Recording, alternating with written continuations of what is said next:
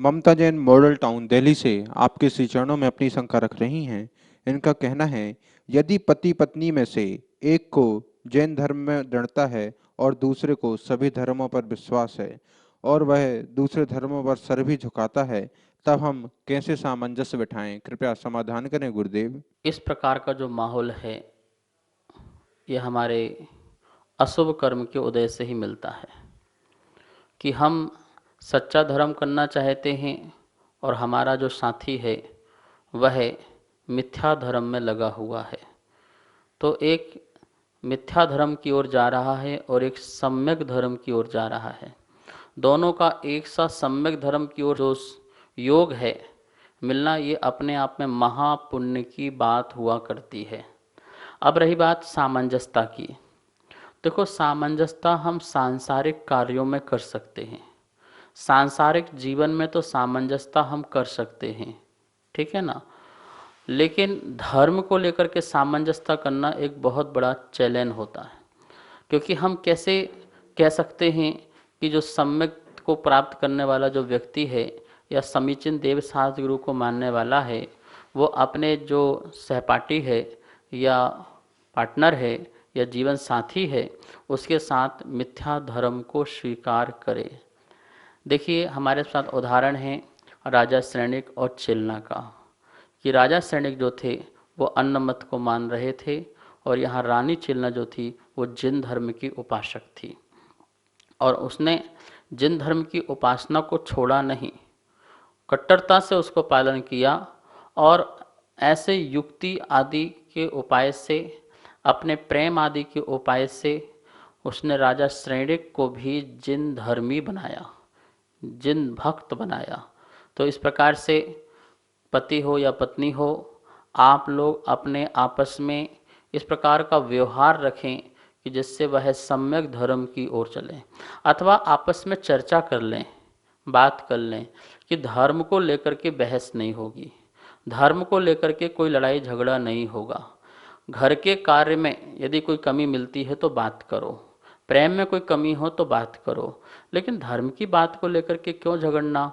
मेरा मन नहीं मानता है तो ज़बरदस्ती कोई किसी को धर्म ना कराए, इस बात को भी ध्यान रखना। और ना ही उसे ज़बरदस्ती किसी धर्म के लिए फोर्स किया जाए। एक दूसरे के धर्म की चर्चाएं करके एक दूसरे को समझाओ, लेकिन बहस मत करो कि नहीं आपको ऐसा करना ही पड़ेगा, ऐसा होना ही पड़ेगा, ऐसा नहीं। आप एक दूसरे को अपने तर्क दो, तर्क दे सकते हो, कोई दिक्कत नहीं, वाद विवाद कर सकते हो, कोई दिक्कत नहीं, पर फोर्स नहीं कीजिए कि नहीं आपको ये धर्म करना ही पड़ेगा। जो जीत जाए वो सिकंदर। सम्यक धर्म वाला यदि उसको अच्छी तरह से समझा देता है तो मिथ्या धर्म छोड़ के सम्यक धर्म में लग जाएगा, अथवा मिथ्या धर्म वाला अच्छी तरह से समझा दे सम्यक धर्म वाले को तो वो छोड़ करके वो मिथ्या धर्म में लग जाएगा, कोई बात नहीं है। लेकिन वाद विवाद से, शास्त्रीय तर्क से, युक्ति से एक दूसरे समझाने की कोशिश तो करो, लेकिन फोर्स नहीं करो कि नहीं तुम मेरे घर में आए हो तो ऐसा करना ही पड़ेगा, अथवा मैं जैसा चाहता हूँ वैसा करना पड़ेगा, अथवा पत्नी आए बोले मैं जैसे चाहती हूँ वैसा करना पड़ेगा। ऐसा फोर्स बिल्कुल मत करो। ऐसा वाद विवाद करोगे तो झगड़े के अलावा और कुछ मिल सकता नहीं है। नेमी चंद्र जैन ब्रजेश्वरी रिंग रोड इंदौर से आपके श्री चरणों में अपनी शंका रख रहे हैं। इनका कहना है, कौन से गुण स्थान वाला साधक मुनि बन सकता है? मुनि दीक्षा का पात्र कौन है?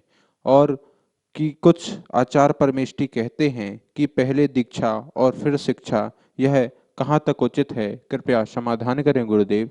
मुनि दीक्षा कौन प्राप्त कर सकता है, ये बहुत अच्छा प्रश्न आपने किया है।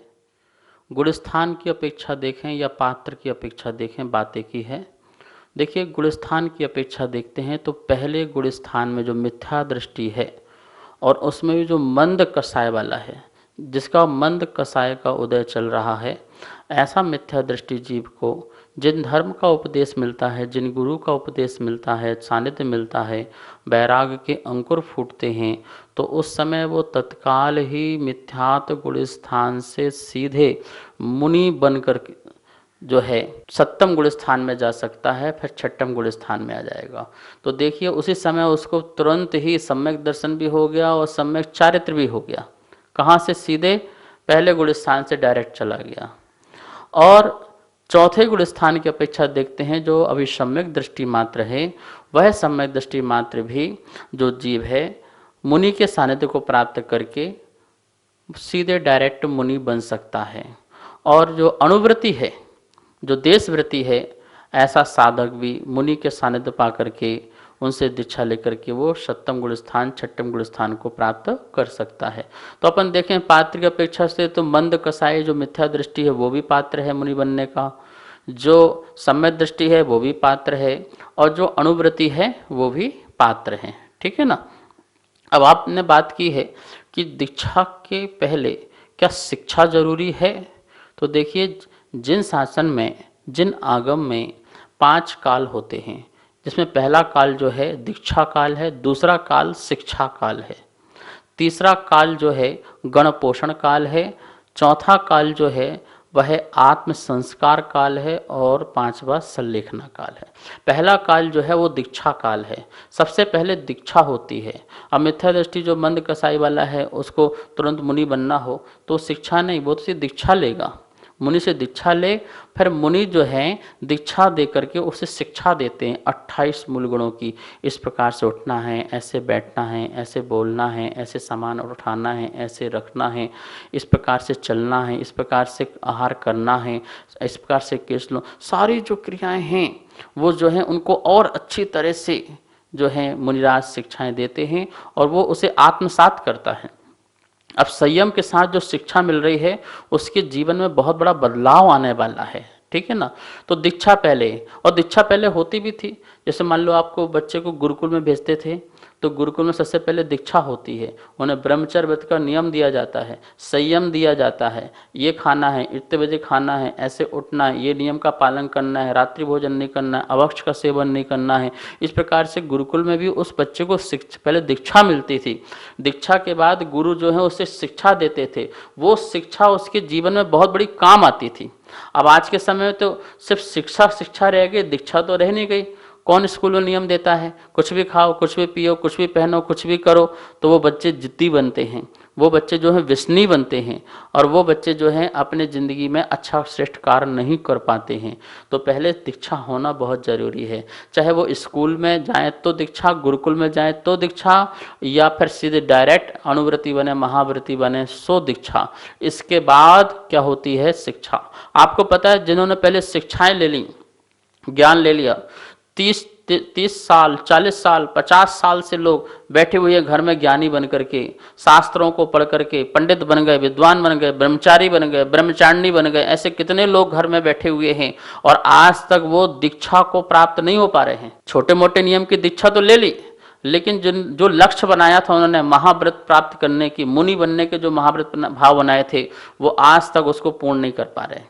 हमारे ही मित्र पक्ष के लोग जो समय सार, प्रवचन सार, नियम सार, कितने बड़े बड़े ग्रंथों को पढ़ करके बैठ चुके हैं, मुनि का स्वरूप को पढ़ चुके हैं, मुनि का सच्चा स्वरूप क्या होता है इसको जानते हैं, लेकिन उनमें से एक भी व्यक्ति आज तक मुनि नहीं बन पाया। क्या पंचम काल में मुनि नहीं होते? क्या कुंदकुंद पंचम काल में नहीं हुए? क्या समंतवत पंचम काल में नहीं हुए?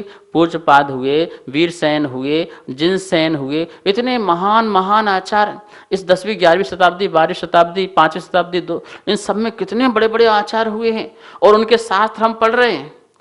वो पंचम काल में हो गए और तुम पंचम काल में नहीं हो पा रहे और एक भी नहीं हो पा रहे। क्या बात है। तुम्हारा से पढ़ना है, शिक्षा है, दीक्षा नहीं है। इसलिए पहले दीक्षा और बाद में शिक्षा, तभी कल्याण होगा, वरना ऐसा ज्ञान जो है तुम्हें मोक्ष दिलाने वाला नहीं है।